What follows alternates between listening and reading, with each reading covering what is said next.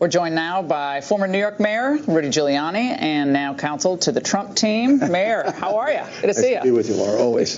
So you made a lot of news last time you were on this network on the, let me see, what was the issue? Reimbursement of payments to Michael Cohen for the Stormy Daniels settlement. Now we find out in the disclosure forms that indeed the president did disclose that. Was this done a couple of weeks back on the network because you knew this was coming out? Sure, absolutely. And the president was fully aware of it, and the president endorsed a strategy. We wouldn't do it without him. He's the client, after all, and has tremendous judgment about things like this. And I think the OGE, Office of Government Ethics, basically agreed with us that it has been fully disclosed.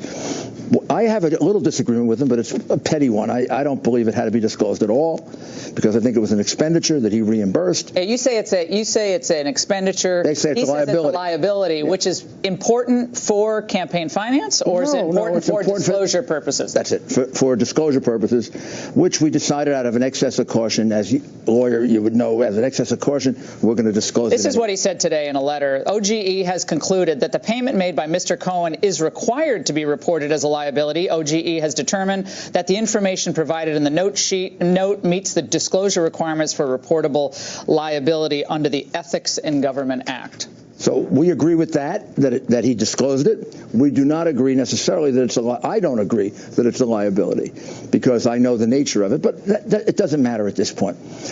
It gets us Walter Shaw, Rudy, says, another former ethics officer, says this is tantamount to a criminal referral. No, it's not. That's what he's saying. You just read the language. No, Walter Schaub is another former government ethics officer who's basically saying, yippee, our government ethics officer has gotten him. This is tantamount to a criminal referral. No, it's not. If it was, it would say criminal referral. All right. And second, the fact is that the president disclosed everything he could disclose. He can't disclose more than he knows. And we're very comfortable with it. And we think it vindicates our original strategy. Also vindicates the fact that Mueller should now bring this to a close. It's been a year. He's gotten 1.4 million documents. He's interviewed 28 witnesses, and he has nothing, which is why he wants to bring the president into an interview. And we're demanding from him, tell us what you have to get from an interview that you don't already have, because he has all the facts to make a decision. Why would you agree to an interview now? I mean, a lot of us former criminal defense attorneys have been mulling this for some time. I mean, given everything that has been discovered about holding back documents and possible, animus toward the president, why would you agree under any circumstances to allow President Trump to go in there? There would be a narrow area where we might agree if they could tell us why they need it.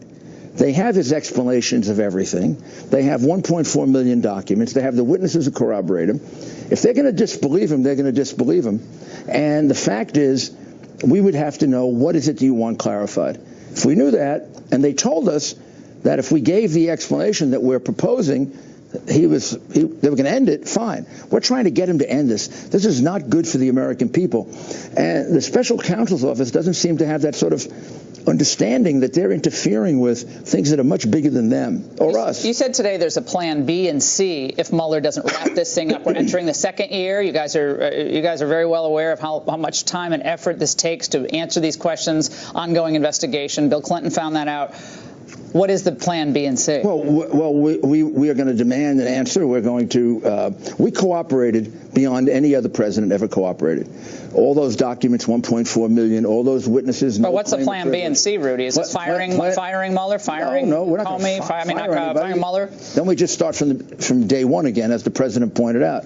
What we're going to do is we're going to see what kind of legal remedies are available to us, including if they subpoena us, challenge the subpoena. The same reason they can't indict him constitutionally. Which Mueller agreed today. He's going to abide by no indictment of the president. Right. But I don't think they agree to the process question, which is the same reason they can't indict him, they can't issue a subpoena to him. And remember, Clinton opposed a subpoena, and then he voluntarily complied. He didn't give up presidential prerogative, and then his administration wrote a memo saying they can't do that. Your old pal Michael Avenatti today on MSNBC. I don't think we ever met. Yeah, I'd like to see that back and forth. Said the following. These folks can't get their story straight. They can't figure out what they want to do. What they should be doing is telling the truth, and they should have told the truth a long time ago. Mr. Giuliani, as recently as a week ago, has been lying to the American people about how this occurred and when it occurred, because according to the disclosure today, it occurred back in 2017. I don't think I ever changed that. The payment to her took place in 2017. The reimbursement was 2017. The payment, I think, was 2016. So he wasn't there for it. I don't know. Look, Avenatti is some kind of I don't know what he is. I don't think he's a real lawyer. He's a make-believe lawyer. He's got all kinds of lawsuits. I think the guy is trying to bail himself out with this case. His law firm went. California bar is now investigating. I don't want to talk about him. I want to talk about Mueller. And Avenatti means nothing to us. He hasn't made a single allegation against the president. You're not worried about Cohen? You're not worried about what's happening in the Southern District of New York? Not a lick. We're completely uninvolved in that. We've gotten assurances that we're not involved in it. It's only about Mueller getting the darn things over with, and he owes that to the American people. The head of that kind of left-leaning ethics crew, Committee for Responsible Ethics in Washington, has said, well, because we just learned about this liability recently that the president disclosed, we're wondering what other liabilities are out there. They issued a long statement today. They were involved in filing, I guess, the action which led to the disclosure of these statements. I don't know what he's talking about. Other liabilities that the president might have taken on. I can't possibly respond to all of the president's political enemies any more than mine. I always ignored them. I think their statements are not worth anything. Everybody knows that they have this animus to the president, so who cares what they say? How many meetings have you had with the Mueller team? One, and we have 5 letters to them. 3 going back to John Dowd and Jay Sekulow, and 2 from Jane Raskin, Marty Raskin, and I to them for things that we need to know. We had no response from them. They've basically just. Wait, you're asking for? We're asking for what do they really need to know? What kind of assurances do we have that they'll get it over with quickly, like they did for Clinton? You know, we didn't ask, although I wanted to, but they overruled me. I wanted to ask for Hillary Clinton treatment. I wanted the report 2 weeks in advance, clearing my client. Then I wanted no oath. Then I wanted just an interview, questions in advance. We didn't get Hillary treatment, but I wouldn't want it because no stenographer. President would have been embarrassed if that ever the case. There is concern that the DOJ is not turning over documents unless they're basically threatened with contempt of Congress. Devin Nunes has been maligned by the liberal media every time he asks for documents. He's been criticized for not reading some of them, but he's been maligned for doing so. What is your sense, given your background, obviously as a U.S. attorney, your vast experience as a U.S. attorney, what's going on with I don't understand. I was the Associate Attorney General, had pretty much the role that Rosenstein has now because I ran the criminal side of the Justice Department. I can't imagine not complying with a request for such sensitive documents with Congress. They won't give up the authorization to proceed against Manafort or against Cohen. Why? Judge Ellis really laid into them pretty hard. We noticed we were having a pretty good dialogue with them until that happened. I think they're shell-shocked. They're the darlings of the media. All of a sudden, their integrity is put in question about the tactics they've used, indicting Manafort. 2005? President didn't know Manafort in 2005, or if he did, there was no kind of meaningful relationship. Well, you guys follow the story that John Solomon broke about this Russian oligarch, Oleg Deripaska, who was visited by the FBI in New York. He had a very brief diplomatic visa. He's on the sanctions list, he believes unfairly. And he's visited by the FBI, according to Solomon's reporting, very well sourced. And they say, we have this idea that Paul Manafort was colluding with the Russians for the Trump campaign, and implicit, do you want to help us in the conversation? Right. And Deripaska, who can't stand Manafort because he's in a litigation with him, said, I don't like this guy, but the idea that Manafort is colluding with is ridiculous. And he basically laughed them out of the room. It doesn't look like any of this was disclosed. What does that tell you? Well, if the FBI is trolling this theory? It tells you they're doing what they're used to. Remember, one of their principal litigators was held to be ethically irresponsible for not turning over exculpatory information. So if we ever talk about Weissman and Enron, if we walked into a hearing with them, I don't know what they wouldn't tell us. I know they have plenty of they have only exculpatory information about us. I've been through the documents. So it's about time to get the darn things over with. It's about time to say, enough, we've tortured this president enough. Meanwhile, look at what he's accomplished with all this on his back. It's like a big weight on his back. Korea, China, look at what's going on with Iran, finally doing away with that ridiculous sellout agreement. Marco Rubio was asked about this push to try to use this oligarch, some kind of collusion theory, and he said this. If there is a conflict of interest at some point and it's born to be true, it would jeopardize the investigation. Yeah, I think that's right. What about placing a spy in the Trump campaign? Do you believe that happened? I don't know. Does the president believe that happened? I don't think we want to believe it or not. People who break into Manafort's home in the morning in a white-collar case when he was producing documents, who break into Cohen's law office, I mean, I never did that. I was a pretty aggressive prosecutor. I also never had the benefit of an interview in deciding whether to prosecute or not. I didn't need it. These guys are going way beyond what is normally done in prosecutorial tactics. And it's a shame to the Justice Department because they're politically frightened, doesn't sit on them and say, you have to abide by our rules.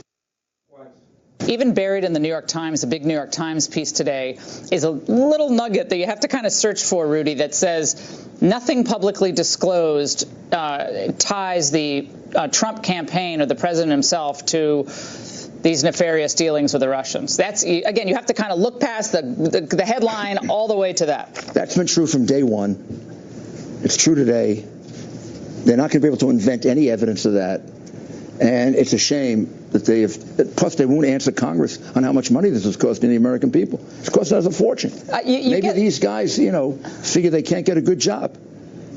You get the sense that they are going to focus in on some type of obstruction claim. And we're sitting around. To do what? To recommend impeachment? I mean, they don't get to do that. I mean, they get to send a report to Rosenstein on what they found.